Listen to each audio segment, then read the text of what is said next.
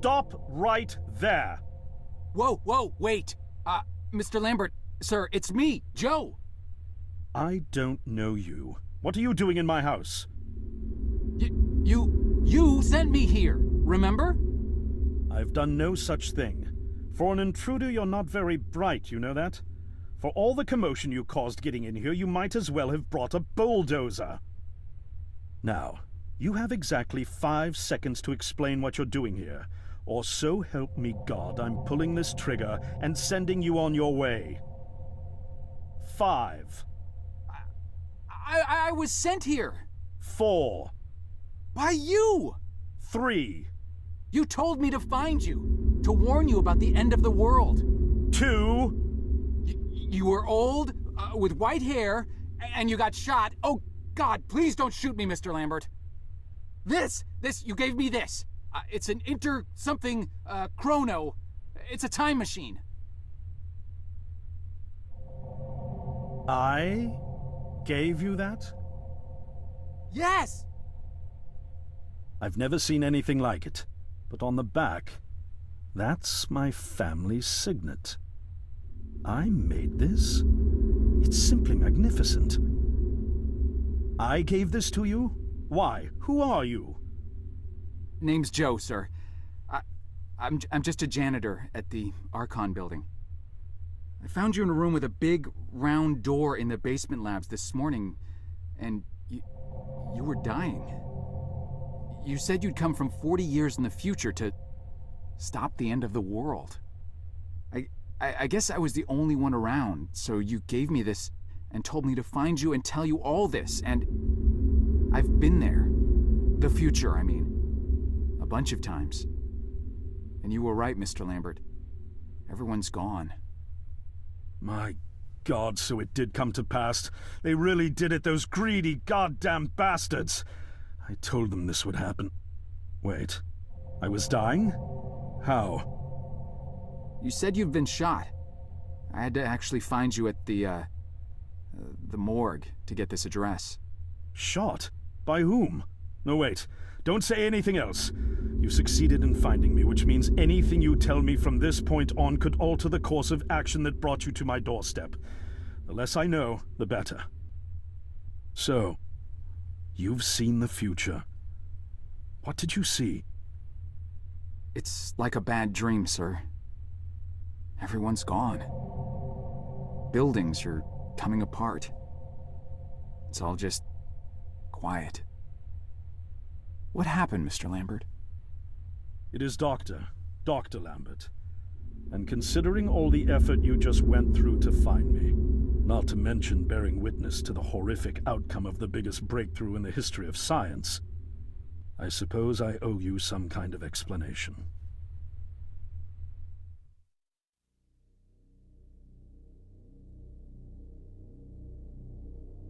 I was 24 when I got hired by Archon, or Athena as it was called back then. Athena was one of the many weapons R&D companies formed during the Second World War. Unlike other R&D companies that had retooled themselves to pursue peacetime activities after the war, Athena had made enough money to continue chasing the next big thing in defense technologies.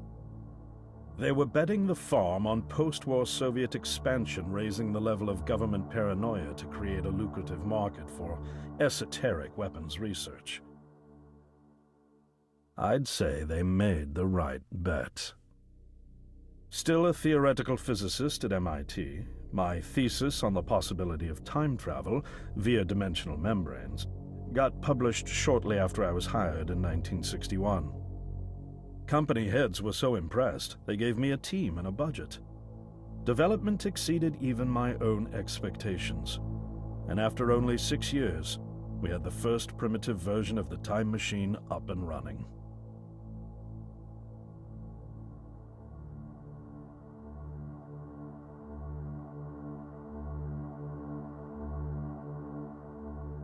Our first successful trials involved sending simple objects into the future with a timed return. But with Archon running out of money, that was all the company bigwigs needed to secure a big fat contract with the Department of Defense. Apparently, we had sold them on the idea that the technology could be used to go back in time and strangle communism in its cradle. The reality, of course, was that it couldn't.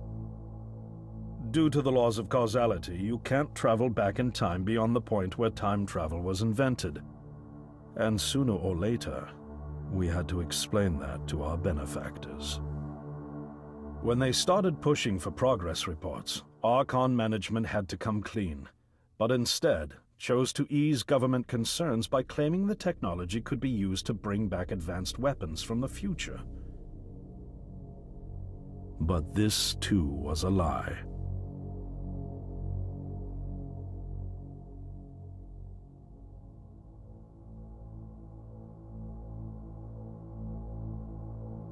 At this point, we'd already had our first of many human trials, and we knew there would be no weapons.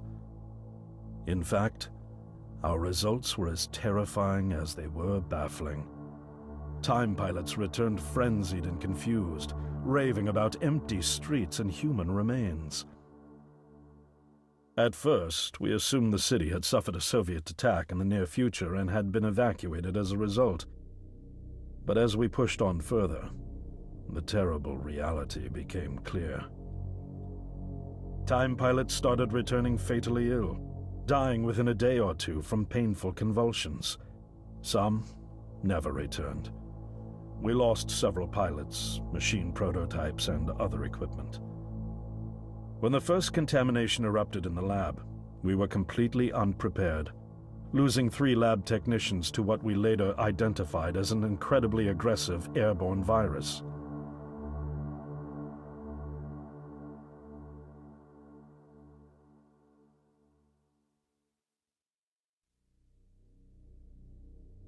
Although we weren't equipped to handle biohazards of this magnitude, management insisted we contain and study it. To keep our pilots and the virus alive long enough to study, we co-opted experimental cryotechnology from another project, Lazarus, and established a makeshift virus lab. Once again, the bigwigs managed to spin our setbacks into a success story for the Department of Defense, now claiming that the virus could be cultivated for use as a biological weapon. The team threatened to resign, but outrage was swiftly quenched by promises of massive salary increases and stock options. I didn't take the bribe. I'd witnessed the lethal efficiency of the virus firsthand. I knew there was only one way this was going to end, so I handed in my resignation and set up shop out here. For over a year, I've been working to recreate the technology to bring me back in time and prevent mankind's extinction from ever happening.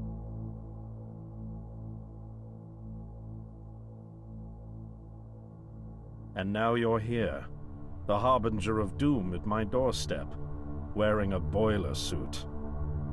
Who could have imagined that Judgment Day would begin like any other Monday in May? In any case, unfathomable as it may be that you were able to bring this information to me, knowing is only half the battle. Preventing the outbreak will require more than just your tenacity. Me? Wait, what? Yes, I'm afraid I must rely on you one more time. You must go back to Archon and prevent the outbreak. No, that's, I mean, I'm really honored and everything, but... Believe me, you're the last person in the world I want to entrust with this, and I mean that quite literally. But by this time tomorrow, the entire city will have succumbed to chaos, panic, and death. You're here now, and you're all I've got. Wait, but what about you? Can't you fix this, Doc? Don't you have a plan? I can't go myself, because that would break the law of causality. The only reason you are here to warn me now is because I was there to send you. And the only reason I was there to send you is because I was able to bring my work to fruition here. But... We've no time to waste. It's the only way. You told me you found me this morning, correct? Yes, but... That means I failed to stop it, and the outbreak has already begun. The The time pilot for today's trial must have brought the virus back from the future, which then somehow got out of the containment chamber and spread. That pilot is Patient Zero. I need you to destroy the supercomputer system controlling the time machine.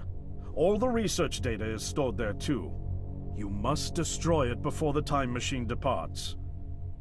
I'm reconfiguring your device to send you back 1 day earlier.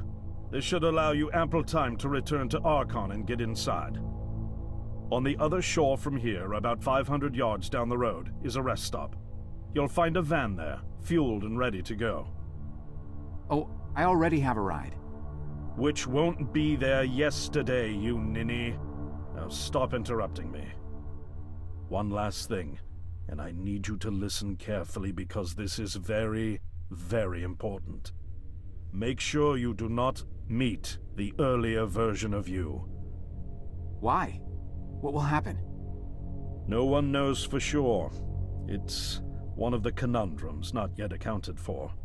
There are theories, of course. None of them pleasant. Now, let's get you ready.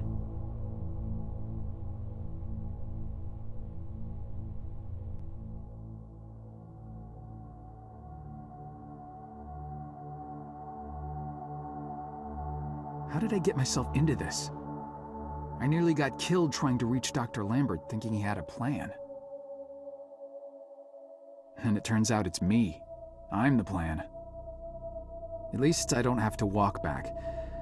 This van's not as cool as the ambulance, but it has its charm. And it sure was nice of him to pack me lunch. I wish he'd pack me a can opener for the beans, though. And some gas for the Bunsen burner. But I'm sure I'll think of something. I've got several hours of driving ahead of me after all. It'll be almost morning before I get to Archon. I just hope I have enough time.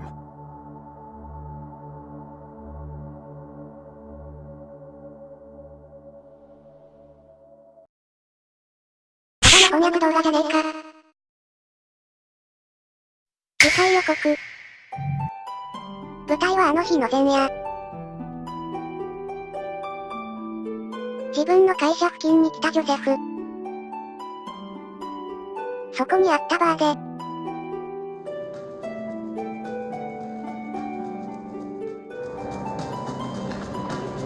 合流。Whoa. "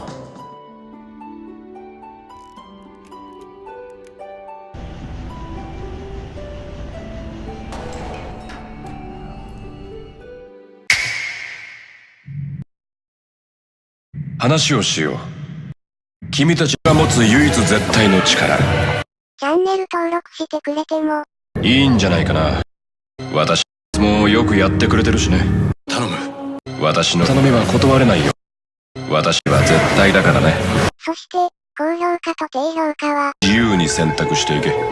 コメントも、自由だからね。これからも応援よろしくお願いします。